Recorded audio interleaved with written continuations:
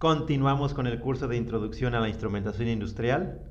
Estamos en el tema llamado Clasificación de los instrumentos. Los ingenieros, técnicos, supervisores y demás personal que trabaja en una planta o empresa de servicios industriales tienen contacto con la instrumentación. Existen cientos de fabricantes de instrumentos de medición y control y los procesos productivos a controlar son muy diversos.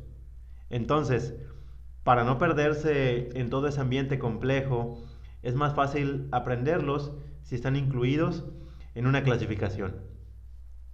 Hemos revisado ya hasta este punto los siguientes instrumentos: sensor o elemento primario, transmisor, indicador, registrador, interruptor, alarma y controlador. Explicaremos a continuación un grupo más de instrumentos. Transductor y convertidor. El transductor es un dispositivo que convierte una señal obtenida de un tipo de energía a una señal con otro tipo de energía.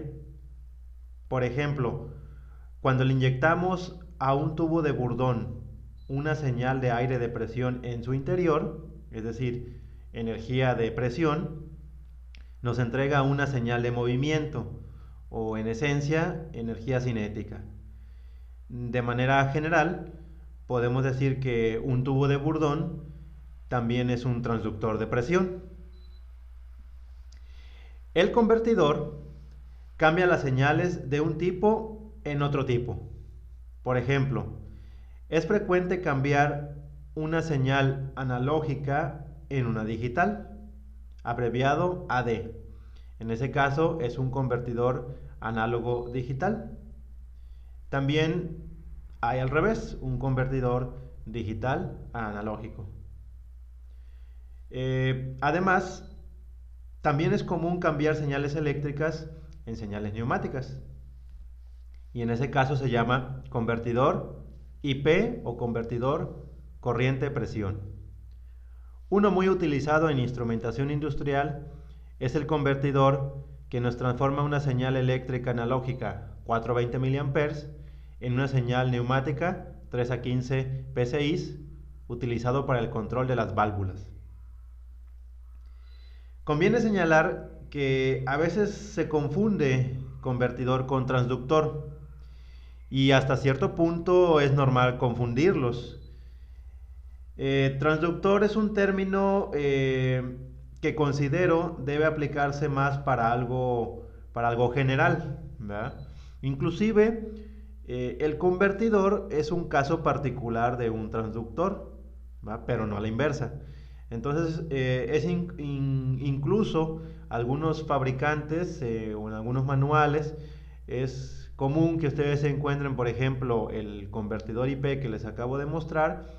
Es común que lo hayan como transductor IP, como ya les decía, ya que el convertidor es un caso particular de transductor, podemos en general llamar a todo transductor.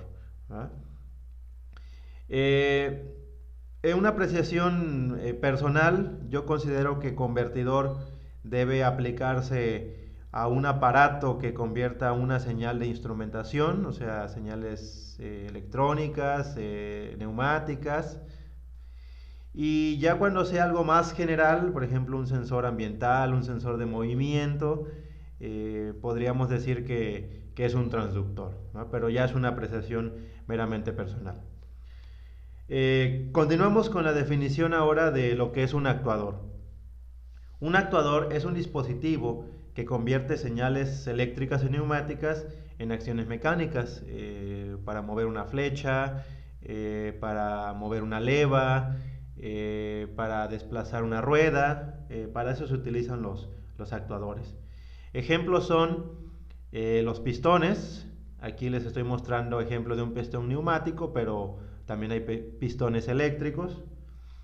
Un diafragma, que se utiliza para el movimiento del vástago de una válvula. Motores eléctricos, que en el ejemplo que les muestro es un motor que mueve una caja de engranajes y una flecha. Y solenoides. Todos estos son ejemplos de actuadores. No hay más que agregar a este tipo de dispositivo, así es que pasaremos a las válvulas. Según la definición dada por la Instrument Society of America, ISA, una válvula en general es un dispositivo utilizado para el control del flujo de un fluido, es decir, para controlar el flujo de gas, de vapor, agua, aceite, hidrocarburos, cualquier fluido.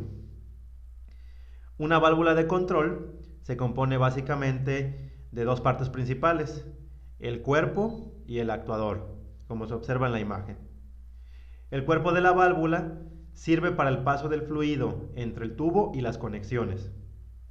El actuador es la parte de la válvula con la cual se mueve la posición para abrirla o cerrarla. En el ejemplo, el actuador es neumático de diafragma, así que una entrada de presión de aire en el actuador actúa sobre la válvula. Las válvulas constan principalmente de los siguientes elementos. Observe la imagen. Como acabamos de decir, el actuador es la parte de la válvula con la cual se mueve la posición para abrirla o cerrarla. El cuerpo sirve de soporte a todos los elementos. Sirve para el paso del fluido entre el tubo y las conexiones. Está sometido a las mismas condiciones de temperatura, presión y corrosión que la tubería. Y en él se encuentran los asientos, es decir, el lugar donde el obturador sella o abre la conducción del fluido. El vástago es el medio mecánico para mover el obturador y los empaques sirven para evitar fugas de material por la abertura donde se desliza el vástago. El actuador consiste en un diafragma con resorte y trabaja entre 3 y 15 psi por lo general. Al aplicar la presión sobre el diafragma, el resorte se comprime de tal modo que el mecanismo empieza a moverse. Si consideramos el tipo de cuerpo de la válvula, pueden ser tipo globo o tipo bola. También pueden ser tipo mariposa y compuerta, entre otros más tipos. Y si consideramos el tipo de actuador, este puede ser neumático ya sea de diafragma o de pistón. También puede ser eléctrico, que por lo general el actuador eléctrico en su forma más sencilla consta de un motor conectado a una caja de engranajes para desplazar el vástago de la válvula.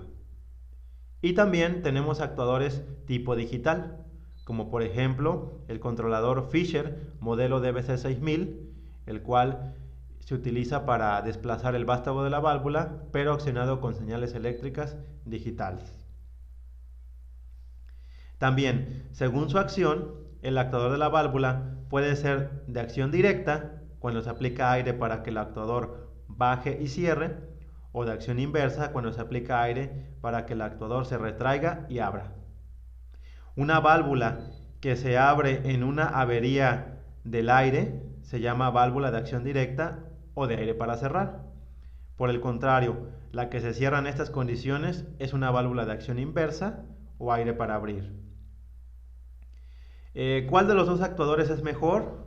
En realidad no es una cuestión de decir cuál es superior a otro, más bien es una medida de seguridad.